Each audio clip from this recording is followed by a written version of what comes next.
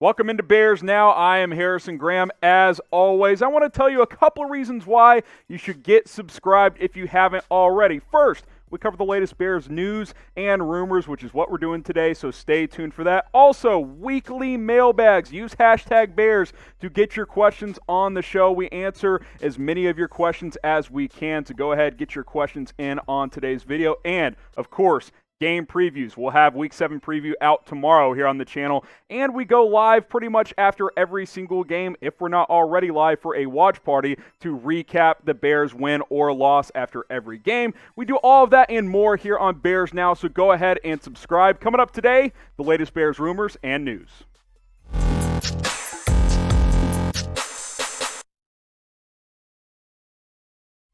We start today's show with the head coach and the front office because apparently Matt Nagy and Ryan Pace, well, they have gotten some leash here after a 5-1 start. The report coming from ESPN's Dan Graziano and Jeremy Fowler is that Matt Nagy and Ryan Pace will, quote, likely get another year at least. Both these guys entered the hot seat in 2020, especially Ryan Pace. This is an important year for him. 5-1 start, that certainly cools things off a bit. Now, Ryan Pace has certainly been an embattled GM for the Bears. Some good things, a lot of questionable things, some bad things. Took over a bad situation, but it has certainly improved over the past few years. Obviously, that drafting of Mitchell Trubisky in 2017 is something he may not ever recover from. We will see long-term how that plays out in or against his favor. Matt Nagy, I know a lot of you guys don't like him, don't love his play calling. The guy just wins games. 25-13, won the division in 2018, lost in a brutal wild card game after a double doink. We don't need to remember Cody Parkey anytime soon. Missed the playoffs last year. Look what they're doing this year, 5-1. I think Matt Nagy has done a really good job. But both these guys, you guys are split among the fan base. So who do you trust more? I'm going to make this the pinned comment on today's video. Who do you trust more? Do you trust Matt Nagy more? Do you trust Ryan Pace more? MN for Matt Nagy, type RP for Ryan Pace. Let me know in the comments section.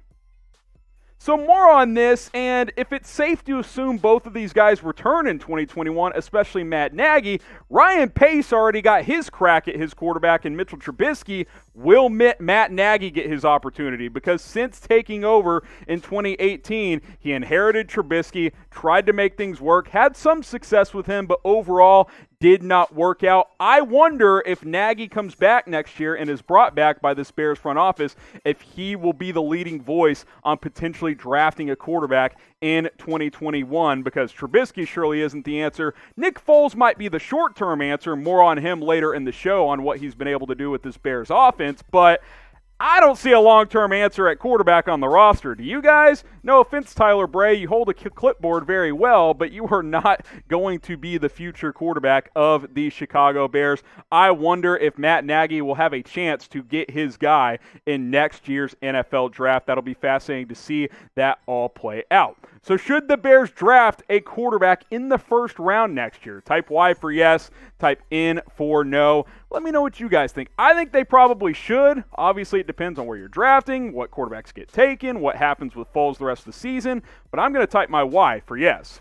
Something else I think you guys should do is get going with our sports betting partner, Bet Rivers. They're going to match you 100% deposit match up to $250 when you go to chatsports.com/betil. You can deposit and get signed up anywhere, but to actually place a bet, you must be in the state of Illinois. So if you live there or if you're going to be there sometime, maybe you got family there, got a trip planned, go ahead, get deposited with Bet Rivers. Bet on the Bears. They've been a great bet this year. Producer Brett's made a lot of money on the Bears this season. And guess what? 5.5-point underdogs again. The folks in Vegas still don't believe in the Bears. We do here at Chicago Bears Now. You want to make some money? Bet on the Bears this week. I also love the under in this game because that Bears defense playing at a very, very high level. It's Bet Rivers, chatsports.com/betil. Remember, 100% deposit match up to $250. What does that mean? Put down $250. You'll get an additional $250 for free. You can bet on all sports over there at Bet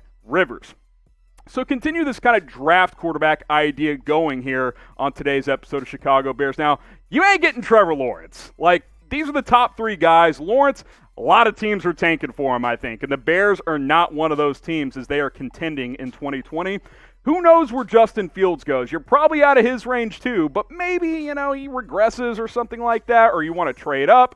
Could be a possibility. I think more of a possibility is Trey Lance, a guy who's somewhat unproven, right? Like, only played one game this year, had 28 touchdowns, 0 picks last year. North Dakota State managed to schedule one game this year, and he was okay, and then he opted for the NFL draft. I don't really know what to gauge his draft value as. He could go as high as top 3, as low as mid-late first round. I have no idea. I think he's the most likely guy the Bears would be able to draft based on where they're likely going to be picking in the first round. Some other notable prospects, Kyle Trask, accurate, doesn't have a strong arm. Zach Wilson, he could be this year's Jordan Love. He's rising up draft boards. He's undersized, fun player at BYU. Check him out if you haven't already. Sam Ehlinger, good locker room guy, kind of like a Tim Tebow. Doesn't really throw the ball that well, but middle rounds of the draft, maybe. Brock Purdy, very up and down. I think he should stay in college for another year. Tanner Morgan, really accurate, doesn't have a good arm. Think Chad Pennington, if you guys remember him. He just can't spin it that well down the field. So name a quarterback you want the Bears to draft. Let me know in the comments. We all want Trevor Lawrence. It ain't happening. So if you type in, you better send in some wild trade package because it's going to take a lot to pull that off because he is the undisputed number 1 pick in the 2021 NFL Draft. So more on quarterbacks. I mentioned this a minute ago. Nick Foles, is he elevating the offense? I think he is. And Dan Orlovsky, he's done some film breakdown stuff for him. He does some cool stuff with ESPN. Check him out if you haven't before.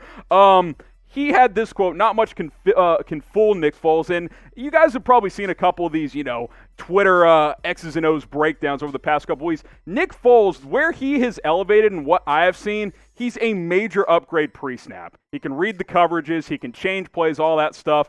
Trubisky wasn't doing that. You lose mobility with Foles, but you gain other things like high football IQ with him. Here's more from Orlovsky saying, simply put, when Nick Foles does for the offense is play in rhythm. More often than not, the ball goes where it's supposed to, when it's supposed to. Not much can fool him. If he values the ball, aka doesn't turn it over, I'm just telling you the Bears can play with anyone because of their defense. And I agree with him. Look, Nick Foles is not going to be a top 10 quarterback, but he can run the offense more efficiently. He's more accurate throwing the football. Sure, you lose some mobility. I'm typing my NF. I think he's clearly the better quarterback. Doesn't mean Trubisky can't be something down the road. Just don't think it's going to be with the Chicago Bears. Let me know what you guys think, NF or MT. I think it's Nick Foles because I just think he understands the game better. He understands this offense better. There's a reason they elevated Tyler Bray a couple of weeks ago to help him out in between series because Nick Foles, I'm just going to tell you guys, he's not a high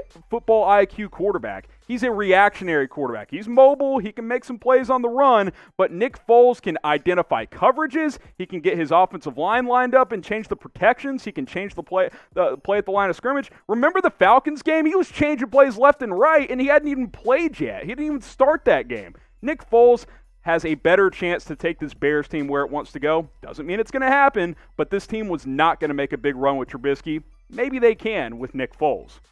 Some news items before we wrap up here. The Rams have poached Kai Forbath off the Bears practice squad.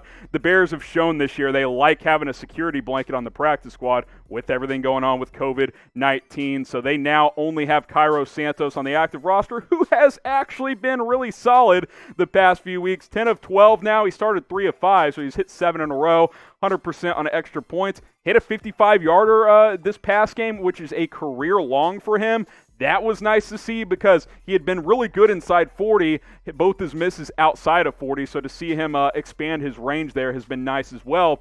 What's going to happen with Pinheiro? That's the question. He's still on IR. This could end up being just an IR stash this year because if he woke up healthy tomorrow, I don't know that you can bench or get rid of Santos. I think you have to ride with him. So pick a kicker. Type CS for Cairo Santos, EP for Eddie Pinheiro. I'm rolling with Santos. I've watched this franchise go through kicker after kicker ever since Robbie Gould. They let him go several years ago. It hasn't been pretty. Cody Parkey was a disaster. I'm rolling with the hot hand, and that is Cairo Santos. IR stash Pinheiro. Maybe you can have a competition next season. Last piece here, Bears did add Manti Te'o to the practice squad after Kai Forbath was poached by the Los Angeles Rams. So you fill that role, obviously played at nearby Notre Dame in college. Had a solid start to his career with the Chargers, but he's kind of slow, not a great athlete. But hey, bring him in on the practice squad, see what he has. Local kid, no harm, no foul, only 29 years old. So maybe something happens here. I'm not expecting much here. This is more of just a name to add to the practice squad. Over 300 tackles in his career. Not a blitz guy, not great in coverage.